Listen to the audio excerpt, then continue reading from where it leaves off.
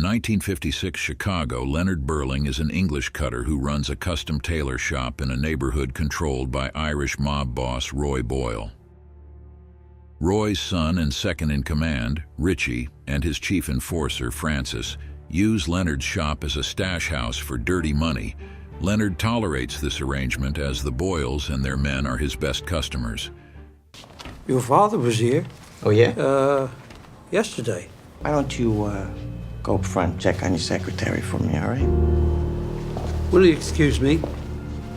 Leonard also shares a complicated relationship with shop receptionist Mabel, who is also Richie's girlfriend. Mabel yearns to get out of this life in Chicago, which is controlled by the mob. You could have a shop anywhere you like, and yet you're here. What's wrong with you? Mabel wants to travel the world.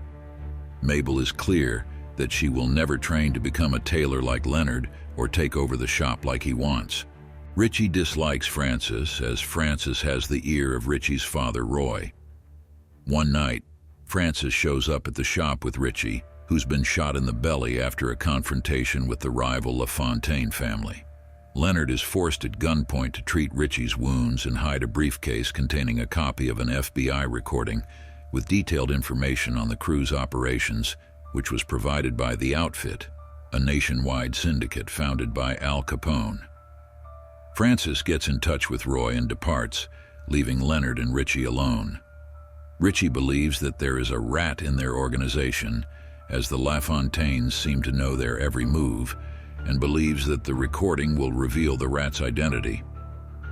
Leonard suggests to Richie that Francis is the rat.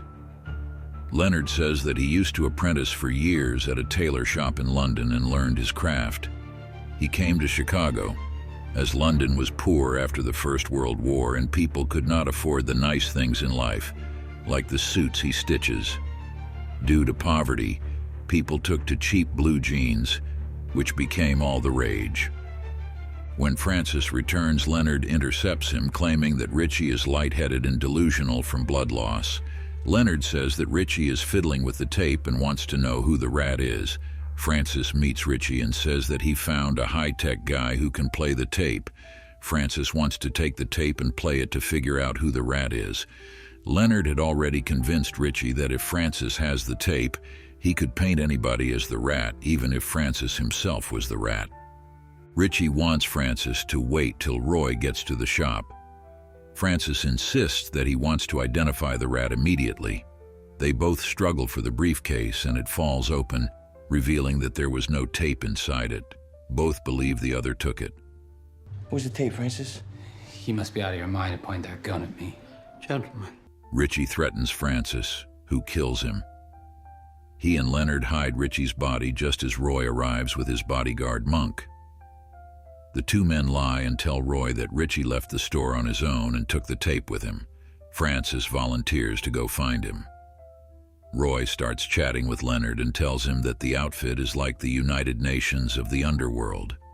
After Al Capone's death, it became a network and worked to protect its members. The outfit is considering Roy and his organization for membership. To complete the process, Roy needs to destroy the LaFontaines. That tape was provided by the outfit to help Roy find the rat in his organization. If the tape gets out, their chances of joining the outfit will come crashing down.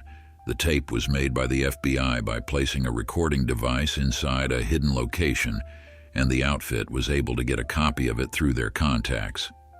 Roy notices Richie's coat in the store's back room and threatens Leonard. Leonard says that Richie went out threatening to kill LaFontaine. Francis then returns with Mabel in tow, claiming that he found Richie's blood in her apartment and suggesting that she is the rat. When Roy orders his men to torture her for information, Leonard distracts him by revealing the reason why he came to Chicago. His wife and daughter were killed in a fire at his former shop and home on Savile Row. The shop's phone rings and Leonard answers it. He lies that the call was from Richie, who is waiting for Roy. Roy and Monk depart, but Francis insists on staying. Leonard convinces Francis to betray Roy by using Mabel, who really is the rat and has been selling information to LaFontaine and the FBI. Mabel had hoped that Roy and the LaFontaines would kill each other and she would be able to get away from Richie. Leonard tells Frances that he stole the tape and hid it. Roy's death at LaFontaine's hands will allow Frances to take over Roy's business.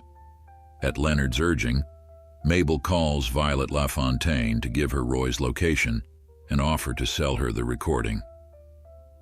Frances hides at the back of the store when Violet arrives, intending to kill her, but Leonard warns Violet and her bodyguards shoot Frances twice instead.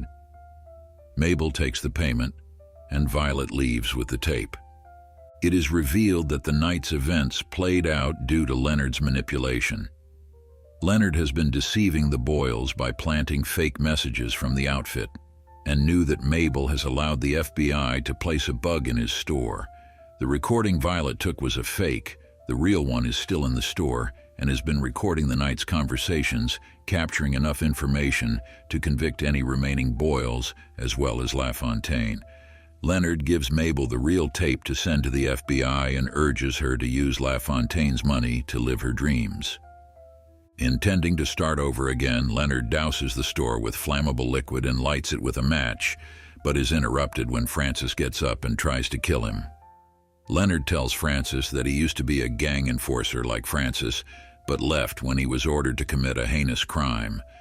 Fleeing from his gang, he reinvented himself and started a family, until his old gang found them and burned down his shop, killing his wife and daughter.